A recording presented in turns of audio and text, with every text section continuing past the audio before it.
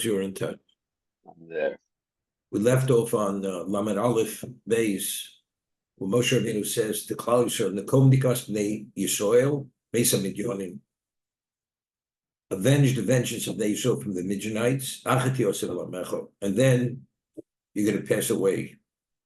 Meaning that the victory over the Midianites will determine the moment of your demise. The moment this victory takes place, then soon after that, you're going to pass away. She would think Moshe Rabbenu should delay the war. As a result of that, he'll extend his life. But we see, and Rashi cites Chazal, that despite knowing that he's going to pass away, he doesn't hesitate, and he goes to war immediately. Let's read Rashi.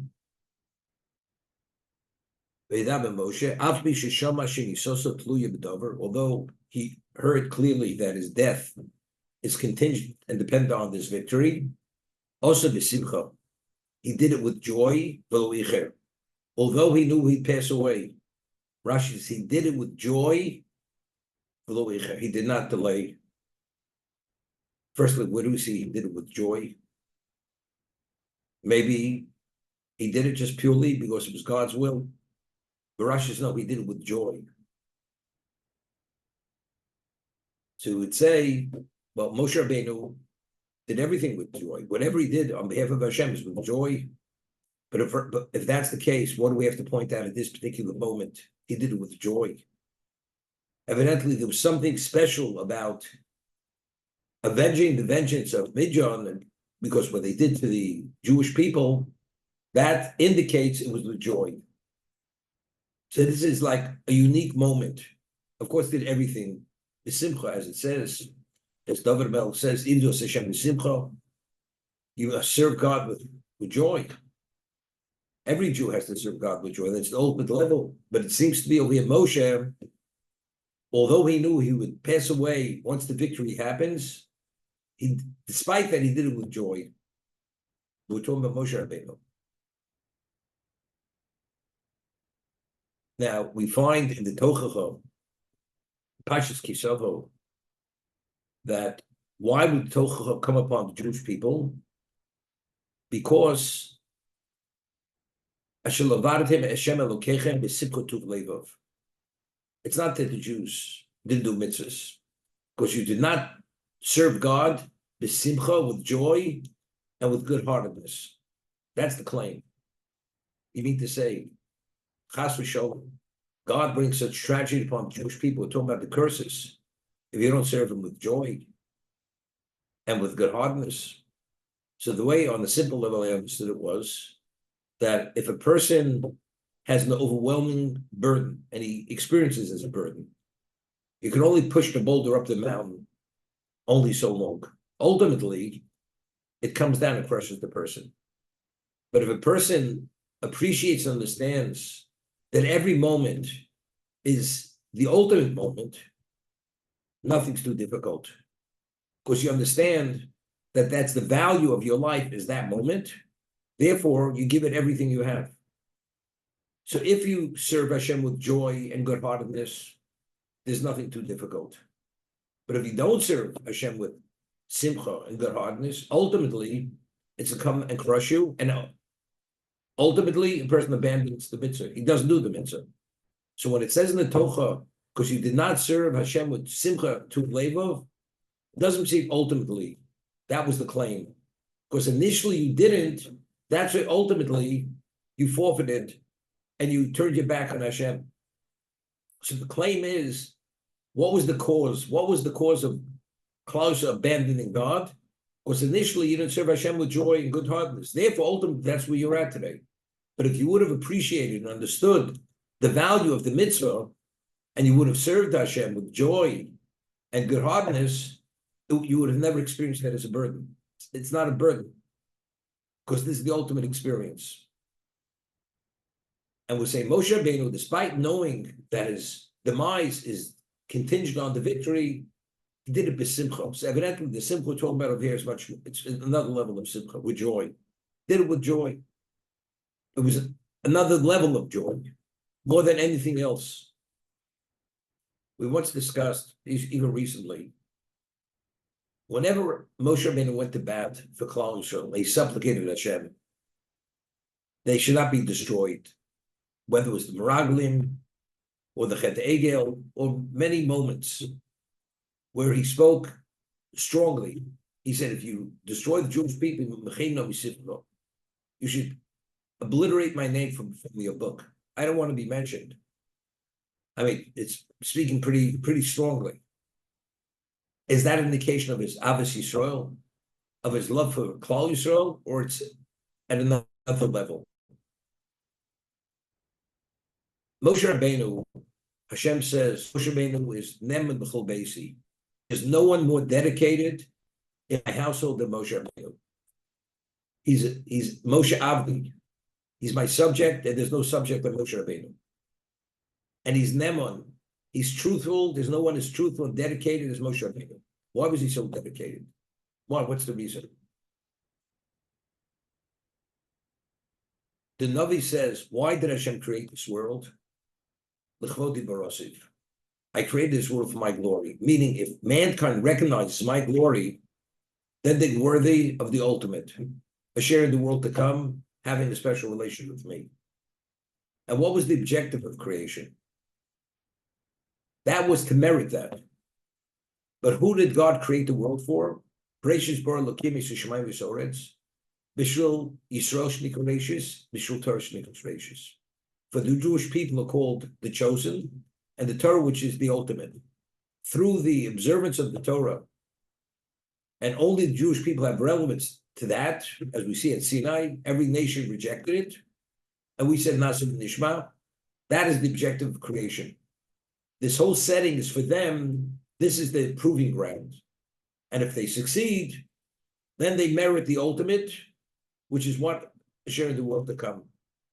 If they recognize Kvodi, if it would not be Jewish people, Hashem says, I will destroy them.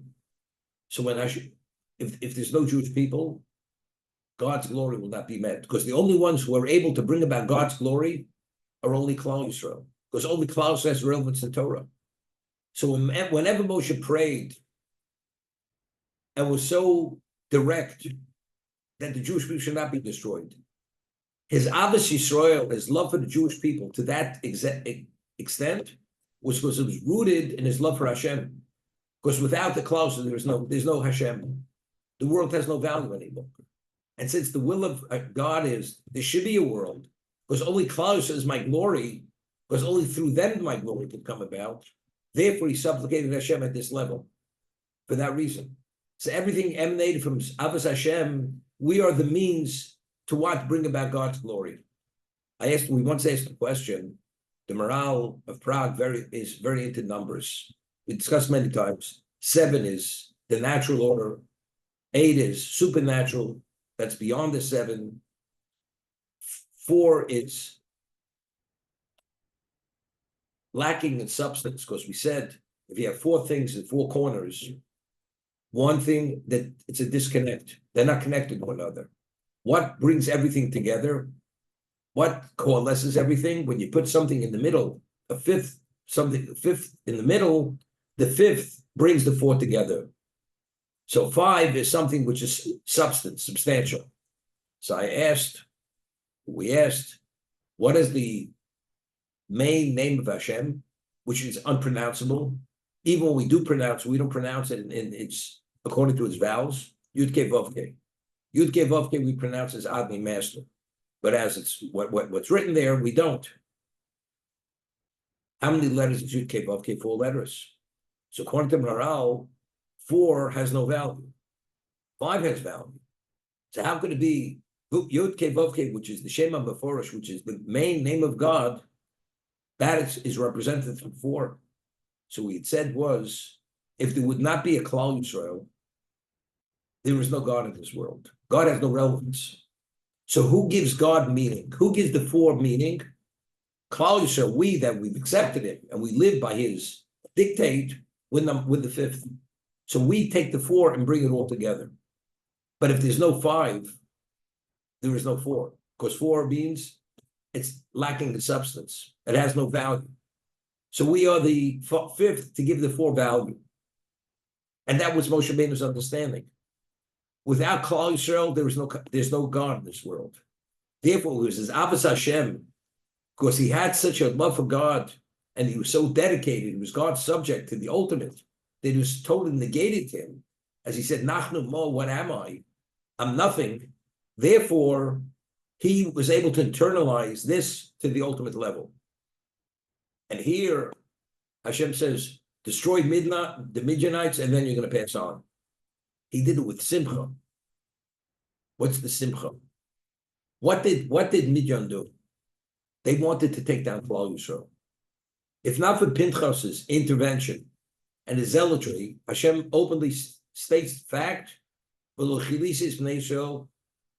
did not destroy them. Why? Because Kinos, only because Pinchas avenged my vengeance. That's the only reason why I did not destroy them. But if not for I would have. So what did the Midianites want to bring about? They wanted to bring about the destruction of Klal Yisrael. If the Jews would have been destroyed, what would have been? There would have been no Klal Yisrael. If there's no Klal Yisrael, there's no God. Therefore, this was the ultimate moment to avenge God's. Really, it was God's honor he was avenging here. They wanted to take God out of existence. That's exactly what Bilam was. Bilam is the one who suggested this, as he said to Balak, Elokeim Shalelu Soni Zimo. The God of the Jews will not tolerate licentiousness. Therefore, this is the way to go. So because they want to take God out, so this is the ultimate moment that Moshe Rabbenu was able to express his Abbas Hashem. As a result of that, when he went to war, despite the fact he knew he would die, since he was only lived for God, so now when he was dying, avenging this, which the people wanted to take them out, therefore, he did it b'simcha. There was a special level of joy this moment, which exceeded any joy that he ever had in any other previous moment for that reason. Over here, the Medrash cites a pasuk. The pasuk is in Eov.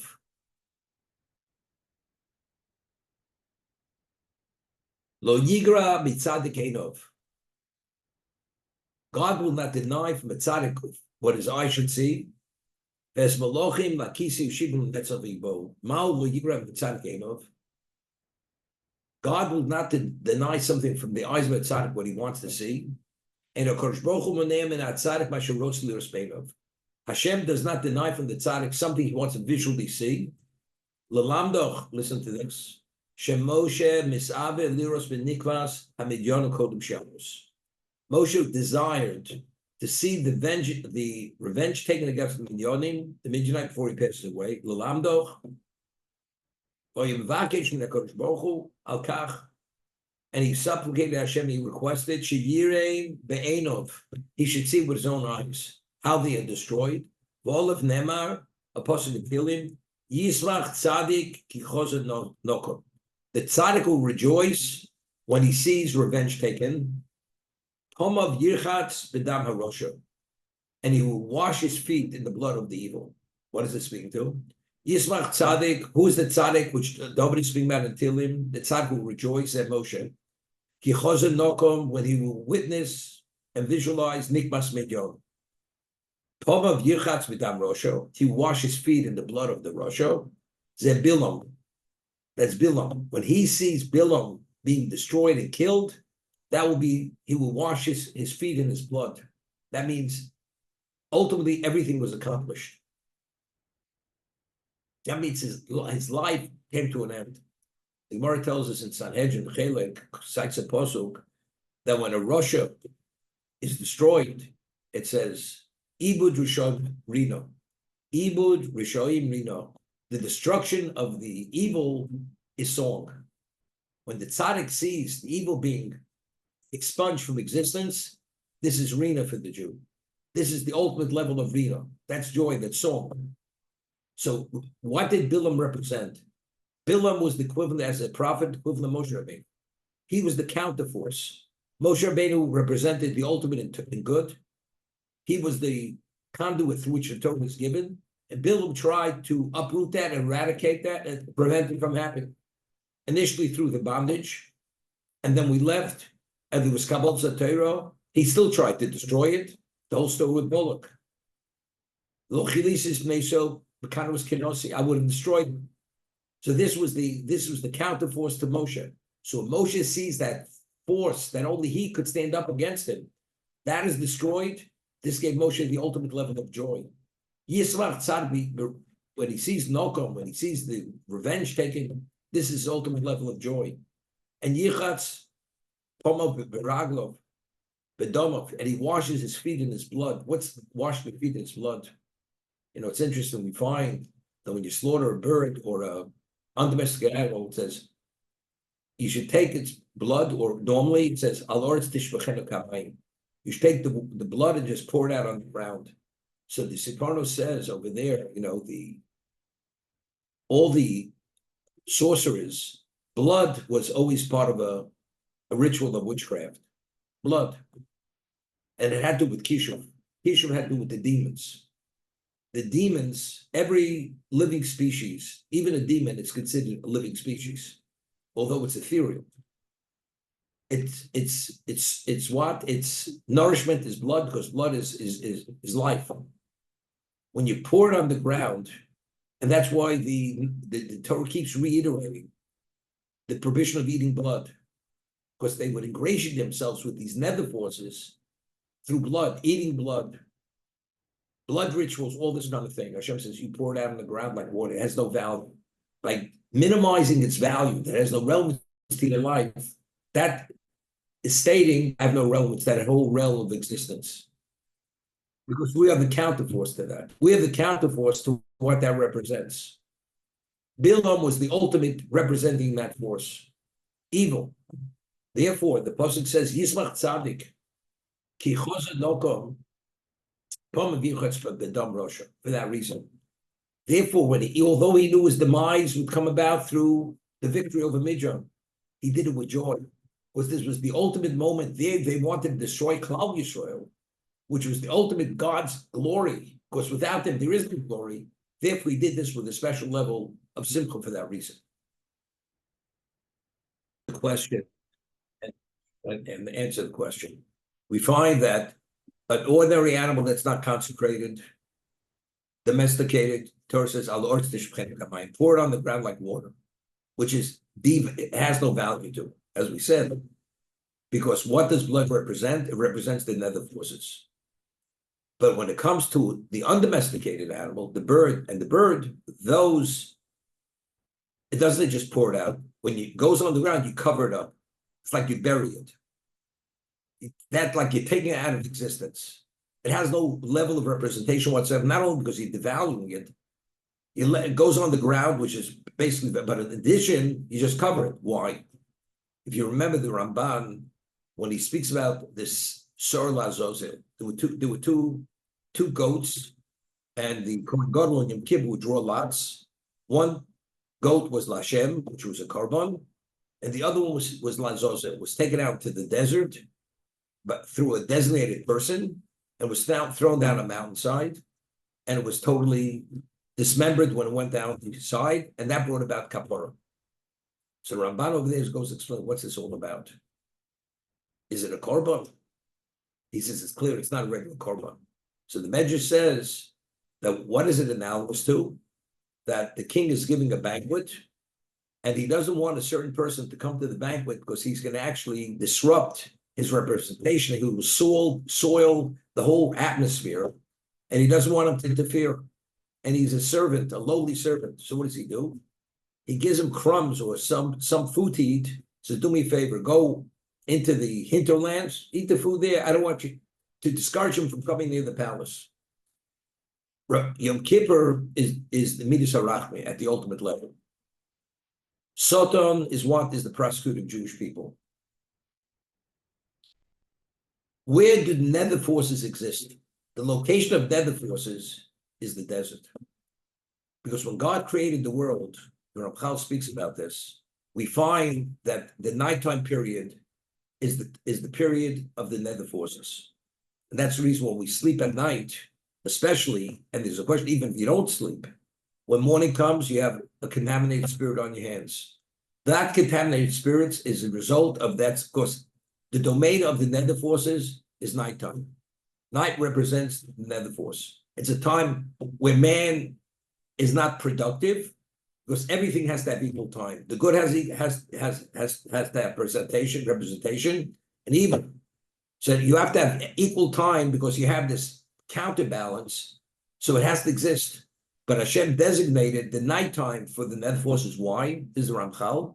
Because since man is not functional at night, because everything comes to a standstill, so the time where the nether force exists doesn't infringe on the human being's existence because the human being is in his community, in his home. Therefore, nighttime is the period of the nether forces. And therefore, the Gemara tells us, a person should not go out himself at nighttime. You should go out accompanied with other people. So it's not only because nighttime, that's the time of the burglars and the highwaymen are there, because it's a time, it's not safe because it's a time of prosecution. Why? Because the nether force represents Satan, and Satan is the prosecutor of Jewish people. Therefore, the night is that representation. The desert, because it's a location where it's not a location of inhabitants. Humanity doesn't exist there. Even during the daytime, that's the stronghold of Satan. Therefore, you take the Sola Zozel, according to Ramban, just with an embellishment, you take it out to the desert and you satisfy it, acknowledge that it exists, but it's not a korban. Because the korban, you're not permitted to officiate outside of the Beis Hamikdash or outside of the Mishkan. So that is the nether force. Now, where does the undomesticated animal come from? It comes from the wild. Where does the bird come from? We find that when you bring a bird as a korban, you take its crop and you take it and you don't burn that on the mizbeach. Although it's a sacrifice, you take it, you cut it out, and the Kohen throws it and it to the side of the kevish, the ramp, and it becomes absorbed into the ground. Why? Because since a bird flies and it eats, its nourishment is even of stolen because it eats of everyone's. It's not controlled. It doesn't eat from the trough of its owner because a bird, it is like in the wild, it flies from domain to domain. Therefore, Hashem says, I don't want that on the Mizbeach. Therefore, when you bring the bird, just cut out the crop and dispose of it because it represents something which is contrary to what's correct, which is stealing.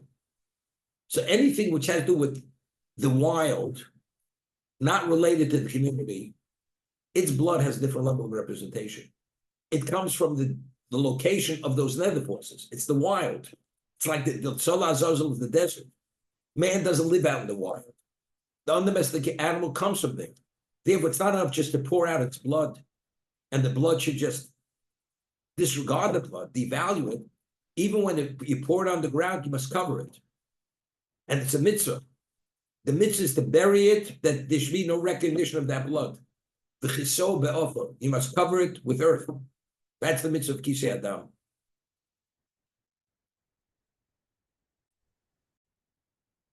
What's the mitzvah of Avto Berecho Kamocha? Every Jew has an obligation to love his fellow as he loves himself. It's a mitzvah, positive commandment. So the Ramak, Moshe Rabbenu says in the Talmud Dvorah that every Jewish soul is interconnected with every other soul. And Klaus is the network of all these souls interconnected, and each one contributes to the whole. So it's like a body. Body's made up of different parts, but it's all one body, and each part is essential to the function of the whole body. Therefore, you should love your fellow as you love yourself, because your fellow, what he represents is yourself. What he does, to be concerned for him, because when he does a mitzvah, you're a beneficiary of that mitzvah, because he infuses in the whole system something positive, and you have to be concerned about it. The whole concept of arevos, kosher arevos, that was there. If a Jew cannot fulfill a mitzvah on his own, there's a concept based on responsibility. One Jew is able to cover the other Jew in his mitzvah. Why? Because of this interconnection of neshamos, of souls. We're all one entity. According to what we're saying now, V'avta recha kamocha is, as we're saying with Moshe Rabbenu. Why should you love your fellow as you love yourself? The Gemara, the Mishnah tells us in Sanhedrin, if you save one Jew, it's like you saved the whole world. That means you have 8 billion people in this world. One Jew, in his innateness, has greater value than the 8 billion people. Why? We're not talking about the gross national product. Because one Jew has relevance to bring about God's glory.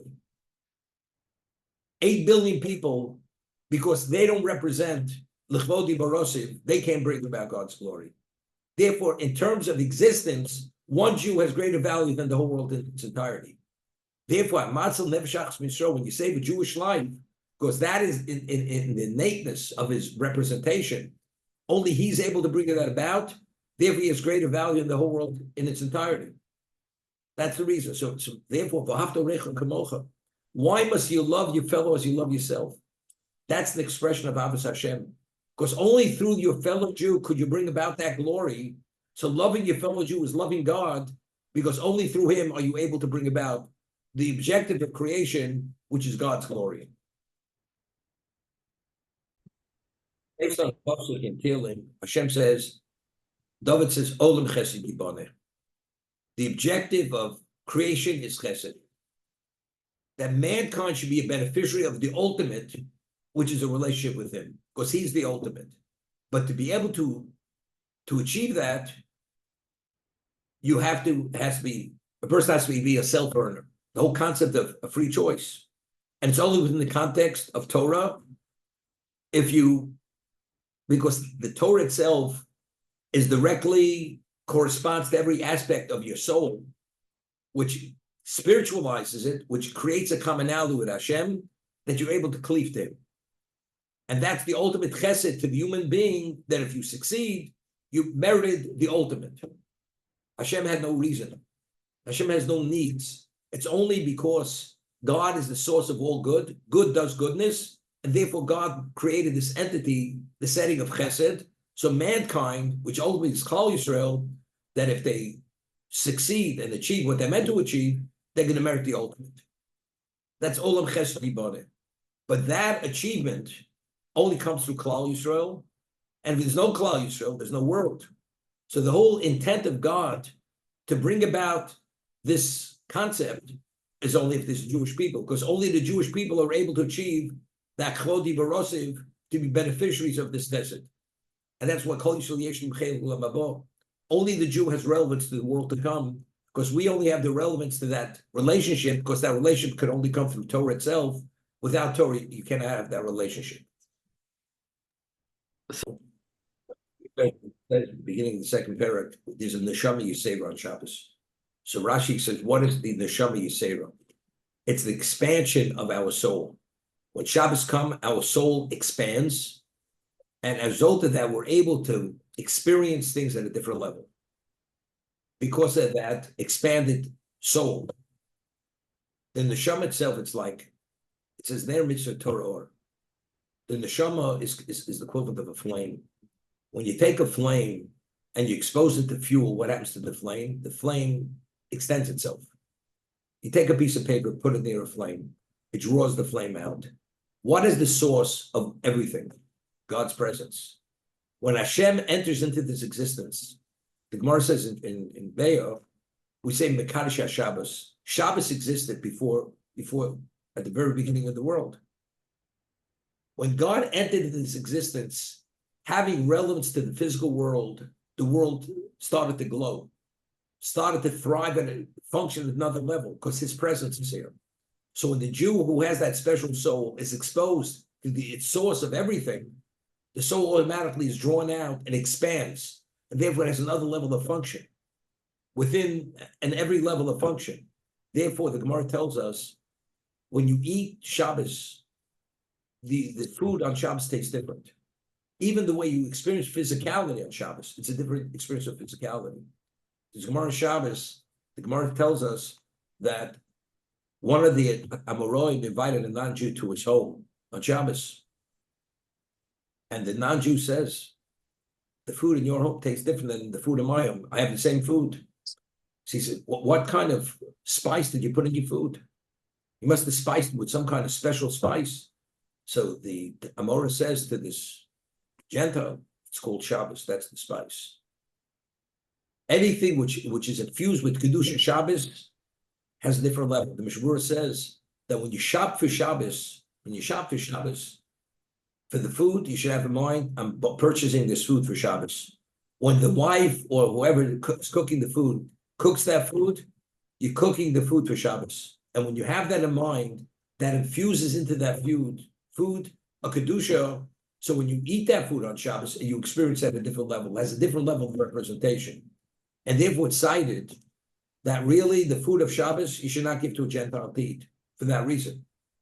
Because that food has a certain level of representation with a connection which the non-Jew doesn't have any relevance to, for that reason. There's no question. It's a question of throwing away the food or you want to give it to your housekeeper. It's a different story. But just to have a non-Jew eating that food has a special status because of its exposure and the infusion, because that represents Hashem's presence on Shabbos, which is Mein Olam Haba, which is a semblance of the world to come. There's a word nefesh and there's a word neshama. We say Elokai neshama. There's a blessing we say every morning. Elokai neshama, shenasatabi. The soul which you infused me. Torah, it's pure. That you developed, that you infused in me. It's holy, and ultimately you're going to take it from me and you're going to return it to me. When a person sleeps at night, the Gemara tells us in Brachos that sleep is 1/60th of death. There's a certain level of departure when one sleeps, then the neshama leaves the body. In the morning, the soul is re-infused into the body, fully re-infused. And that's why we can conclude, God returns the souls to the corpses, to the body. It's the physicality is reinstated. When we speak over there, Mavzid neshamos. Neshama is something which is totally spiritual. Nefesh is the life source. Chazal tell us if one goes and slaughters on Shabbos, it's one of the 39 activities you're not permitted to do. What's the activity? It calls netilas neshama. Because since the life source lies in the blood, and if you slaughter something, automatically the life leaves that living creature. If you extract any amount of blood from any living creature, a human being, from a living animal, the extraction of that blood, since the blood is the source of its life, that's like taking life. And you're not permitted to take life on Shabbos or at Yom Tov in certain contexts. You're not permitted. Because the soul only functions with the body when the person's alive. Otherwise, the soul doesn't exist independent as a functional soul only when it's together with the body, because it's able to actualize its purpose the way God created the neshama. Right? The Gemara tells us in Avodah Zarah that Misha Torach Erev Shabbos Yochel b'Shabbos. The one who toils Erev Shabbos Friday will eat on Shabbos. Misha Lo Torach Erev Shabbos Lo Yochel b'Shabbos. The nations of the world at the end of the time are going to come and say, we want to share the world to come. We want to share to be part of you. Hashem says, but why? You did nothing. You don't even observe the 7 Noahide laws. And the Gemara says they have no share in the world to come, no share of that. Because Misha Torach Erev Shabbos still from Shabbos. The one who toils Erev Shabbos eats on Shabbos. The Jews who meet challenges and they succeed, therefore they eat on Shabbos. Shabbos is Olam Haba. That's Mein Olam Haba. The non-Jew does not toil, and he lived purely a physical life. He has no relevance to the world to come. That's exactly what it's all about. You toil Erev Shabbos, you toil in this world, and you make the right choices, you have relevance to God. But if you don't, and you turn your back and your whole existence is all purely physical, and you live like an intellectual animal, then you have no relevance to what the world to come is all about, for that reason.